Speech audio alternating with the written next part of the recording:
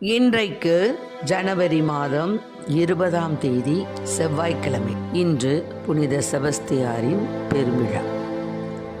இன்று தேவன் நமக்கு தரும் ஜீவநீரூற்றான இறை வார்த்தைகள் திருப்பாடல் 71. இறை வார்த்தைகள் 1-5 முடிய. நாம் அனைவரும் பாட வேண்டிய பதிலுரை பாடல். ஆண்டவரே, உம்மிடம் நான் அடைக்கலம் புகுந்துள்ளேன். ஆண்டவரே, உம்மிடம் நான் அடைக்கலம் புகுந்துள்ளேன்.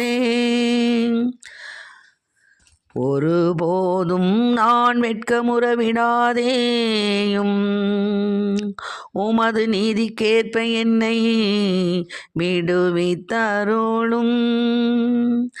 ஆண்டவரே, உம்மிடம் நான் அடைக்கலம் புகுந்துள்ளேன். உமது நீதிக்கேற்ப என்னை விடுவித்தருளும். எனக்கு நீர் செவி சாய்த்து என்னை மீட்டுக்கொள்ளும். என் அடைக்கல பாறையாக நீர் இருந்தருளும். ஆண்டவரே, உம்மிடம் நான் அடைக்கலம் புகுந்துள்ளேன்.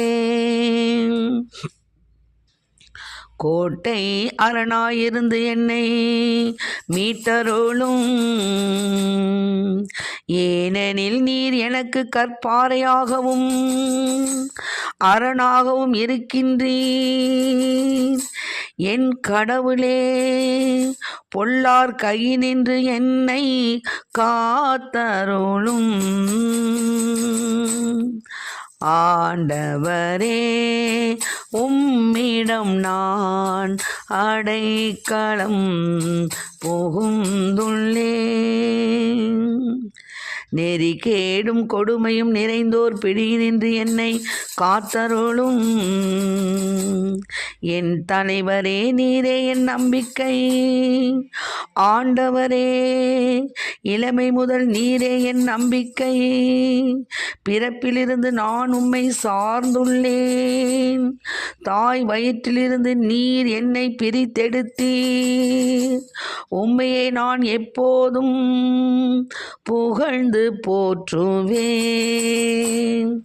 ஆண்டவரே, உம்மிடம் நான் அடைக்கலம் புகுந்துள்ளேன்.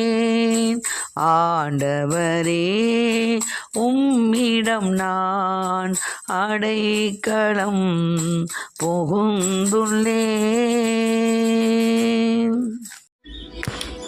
இன்றைக்கு நம் தேவன் தரும் ஜீவநீரூற்றான இறை வார்த்தைகளை கேட்டோம்.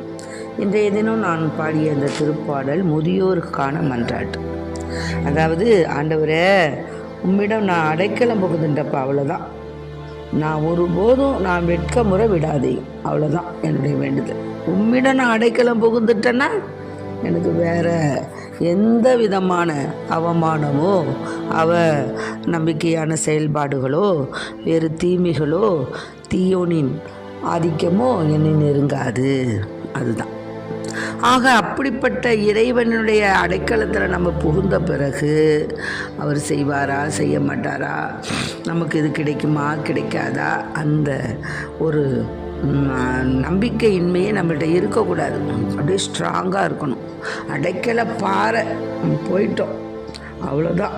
அவரிடத்துல அடைக்கலம் புகுந்துட்டோம்னா நிச்சயமாக அவர் நம்மை தேற்றுவார், தப்புவிப்பார், தாங்குவார், தேற்றுவார், தப்புவிப்பார். நம் தேவன் தாங்குவார், தேற்றுவார், தப்புவிப்பார். நம் தேவன். அவ்வளோதான். அவருடைய நீதிக்கேற்ப என்னை விடுவித்தரலாம் ஆண்டவரே. நான் பாவிதான் ஆண்டவரே, நான் பல குற்றங்கள் செய்திருக்கிறேன். நான் ஆண்டவரேன்னு இன்னும் மன்றாடினதுனால என்னுடைய குற்றங்களை நீங்கள் மன்னிச்சு என்ன உமது நீதிக்கேற்ப நீங்கள் என்ன செய்யணும்னு நினைக்கிறீங்களோ அதை செய்யுங்கப்பா. அப்படி தான் வேண்டிக்கணும். எனக்கு இதை கொடுங்க, அதை கொடுங்க, அதை கொடுங்க, வானத்தையே வில்லா வளைச்சி நான் அதை செய்யணும், நான் இதை கேட்கணும், அதை கேட்கணும்னு நம்ம கேட்கக்கூடாது. கேட்பது நல்லது தான். கேளுங்கள் கொடுக்கப்படும், தேடுங்கள் அகப்படும், தட்டுங்கள் திறக்கப்படும் தான் சொல்லியிருக்காரு ஆண்டவர். ஆனாலும் கேட்டதையெல்லாம் கொடுக்கணுங்கிறது நமது விருப்பம். ஆனால் அவர் விருப்பம் இருக்கணும் இல்லையா? அதனால எந்த ஒரு செயல்பாடும் ஆண்டவரே உமது திரு சித்தத்தின்படி எனக்கு அமைச்சு கொடுங்க, அவ்வளோதான். அப்படி தான் நம்ம கேட்கணும். ஆக உமது நீதிக்கேற்ப என்னை விடுவித்தரலும், எனக்கு நீர் செவி சாய்த்து என்னை மீட்டுக்கொள்ளும். நான் உங்கள் இடத்துல மன்றாடுறேன், என்னுடைய கூக்குரலுக்கு நீங்கள் செவி கொடுங்க ஐயா. எசேக்கியேல் ஆகமத்தில் உலர்ந்த எலும்புகளுக்கு உயிர் கொடுத்து மீட்ட தேவன் இல்லையா நீங்கள்? அப்படிப்பட்ட தேவன் ஒன்றுமில்லாமல் இருந்து உலகத்தை நீங்கள் படைக்கலையா?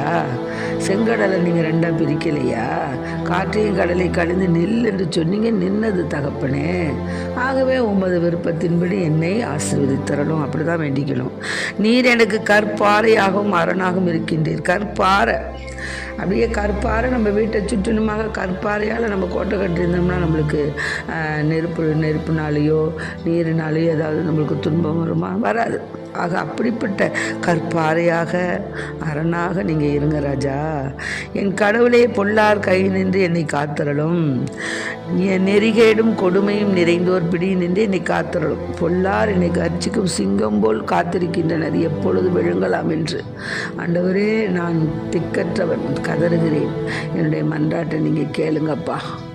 அதாவது பலவிதமான தாக்கங்கள் ஒரு மனுஷனுக்கு, ஒரு நாடுன்னு இருந்துச்சுன்னா சுற்றிலும் பலவிதமான தாக்கங்கள், பலவிதமான இது குண்டு பாயிறது, அப்படியே ஒரு சடனாக இந்த நாட்டின் மீது பல வகை தாக்குதல்கள் இருந்தால் சமாளிக்க முடியாது. அப்படி தான் நான் இருக்கிறேன். பலவிதமான தாக்குதல்கள் எனக்கு, நான் வீட்டில் தான் இருக்கிறேன்னு பேர், எனக்கு வீட்டில் உள்ளவர்களாலையும் எனக்கு நிம்மதி கிடையாது, மகிழ்ச்சி கிடையாது. அக்கம் பக்கத்தினாலையும் நிம்மதி கிடையாது, உறவுகள்னாலையும் நிம்மதி கிடையாது, நான் பணி செய்கிற இடத்துலையும் எனக்கு நிம்மதி கிடையாது. இப்படியாக நான் நிம்மதியின்றி தவித்து கொண்டிருக்கின்ற வேளையில் நீங்கள் தான்ப்பா என்னை அவர்கள் கையில் நின்று விடுவிக்கணும். என் தலைவரே, நீரே என் நம்பிக்கை. ஆண்டவரே, இளமை முதல் நீரே என் நம்பிக்கை. நான் பிறந்தது முதல், என்னுடைய நிலைமை பருவ காலம் முதல் அதாவது முதுநிலை அடைந்த வரைக்கும் நீங்கள் தான்ப்பா எனக்கு துணை, வேறு யாருமே எனக்கு துணை இல்லைப்பா. ஆகவே நீங்கள் எனக்கு துணையாக இருந்து பிறப்பிலிருந்து நான் உம்மை சார்ந்துள்ளேன். தாய் வயிற்றிலிருந்து நீர் என்னை பிரித்தெடுத்தீர். உண்மையே நான் எப்போதும் புகழ்ந்து போற்றுவேன். பலருக்கு நான் ஒரு புதிராய் காணப்படுகின்றேன். நீரே எனக்கு உறுதியான அடைக்கலமாக இருந்து என் நாவில் உள்ளதெல்லாம் உமது புகழே. நாளெல்லாம் நான் பேசுவது உமது பெருமையே. ஆகவே அத்தகைய வரத்தை ஆண்டவரிடம் கேட்டு நம் வாழ்க்கையில் வரக்கூடிய துன்பங்கள், துயரங்கள், இக்கட்டுகள், வெளியில் சொல்ல முடியாத ஏக்கங்கள், ஏமாற்றங்கள், கண்ணீர்கள், மனபாரங்கள், தீய சக்தி அலைக்கல் ஆர்ப்பாட்டங்கள், இப்படியாக நம்மை தொடர்ந்து கொண்டிருக்கின்ற எல்லா வகையான துன்பங்களில் நின்றும் ஆண்டவர் நமக்கு விடுதலை தருவார் என்ற நம்பிக்கையோடு நாம் ஆண்டவரில் அடைக்கலம் போவோம். அவர் ஒரு நாளும் நம்மை வெட்கமுறை செய்ய விட மாட்டார். ஆமென். Praise the lord. மரியே வாழ்க.